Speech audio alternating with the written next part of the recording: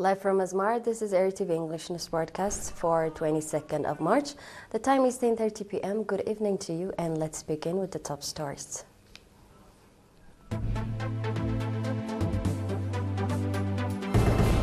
Asmara Film Festival officially opens. World Down Syndrome Day observed.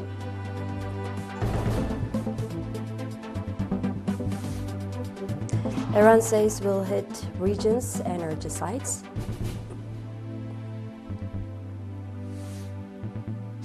And Qatar military helicopter crash.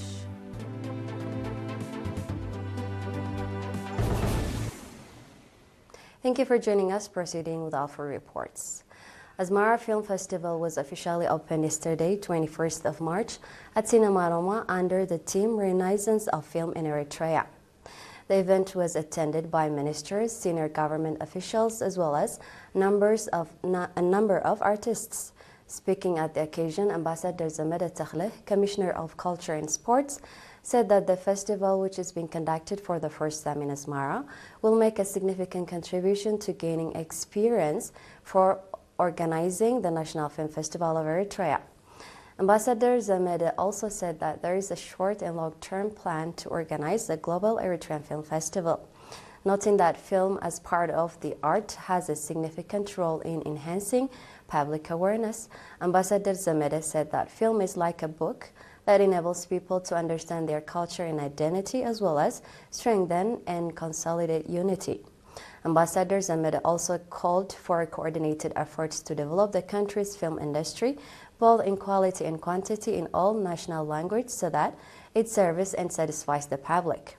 Mr. Mohad Suleiman, chairman of the coordinating committee of the festival, indicated that during the film festival, which will run from 21st to 29th March, 50 selected films will be presented to the public at Cinema Roma, Cinema Impero, and Cinema Asmara, and Cinema Hamasin.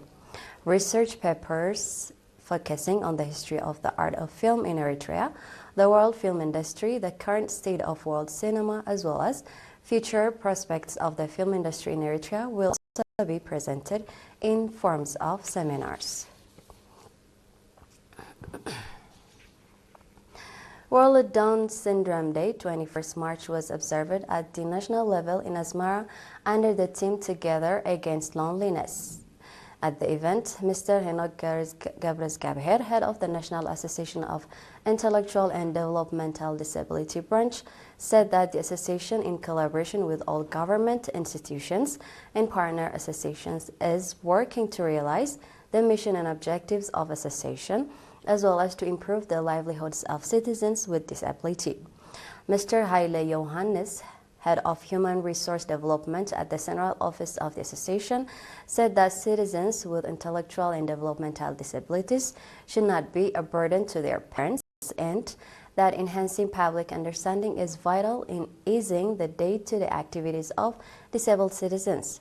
According to documents, there are over 54 million people with Down syndrome globally. World Down Syndrome Day is being observed for the 25th time at the international level and for the 7th time at the national level.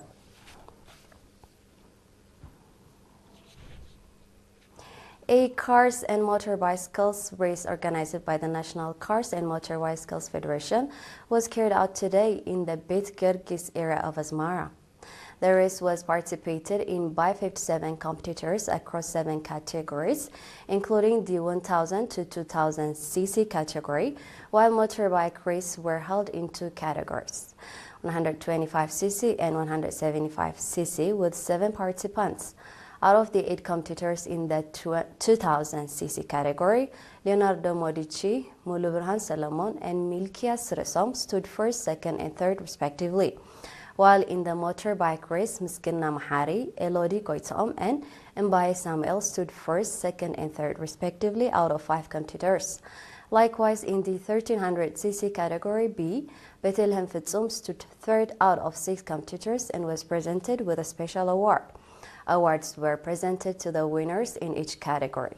The event was broadcast live on ERi-TV.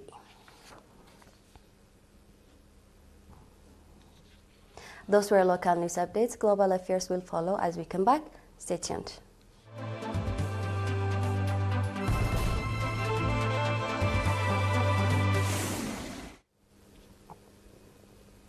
And globally, Iran has threatened to hit energy sites in the Middle East after United States President Donald Trump threatened to attack its power plants if Tehran does not open the strategic Strait of Hormuz. Immediately after power plants and infrastructure in Iran are targeted, vital infrastructure as well as energy and oil infrastructure across the entire region will be considered legitimate target and will be irreversibly destroyed. Iran's parliament speaker Mohammad Bagher Ghalibaf said. His comment came after Trump yesterday said the U.S. will obliterate Iran's power plants if it doesn't open the Strait of Hormuz within 48 hours. Iran, which has effectively blocked the Strait of Hormuz since the U.S. and Israel attacked the country on February 28, says the key waterway is already open except to the U.S. and its allies. This is according to Iranian state media. The closure of the strait, a narrow choke point that carries around the fifth of global oil and liquefied natural gas supplies, has caused the worst oil crisis since the 1970s.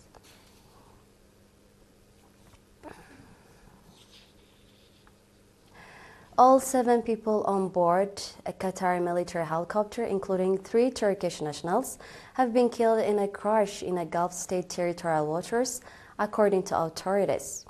The Qatari and Turkish defense ministries today said the helicopter crashed after suffering a technical malfunction, which the Qatari ministry said happened during a routine duty. 4 of those killed were Qatari Armed Force personnel. 1 was from the Qatar-Turkey Joint Force and 2 were technicians. This is according to Turkish and Qatari defense ministries. No immediate information was available on the cause beyond the technical malfunction, and there was no indication that the crash was the result of hostile action.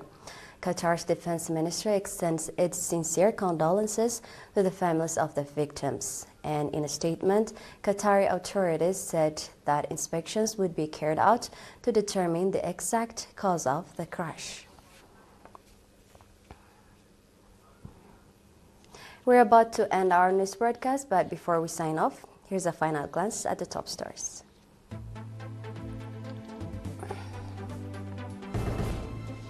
Asmara Film Festival officially opens. World Down Syndrome Day observed.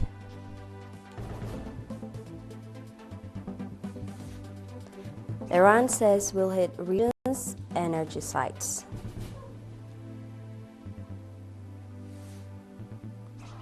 And Qatar military helicopter crashed.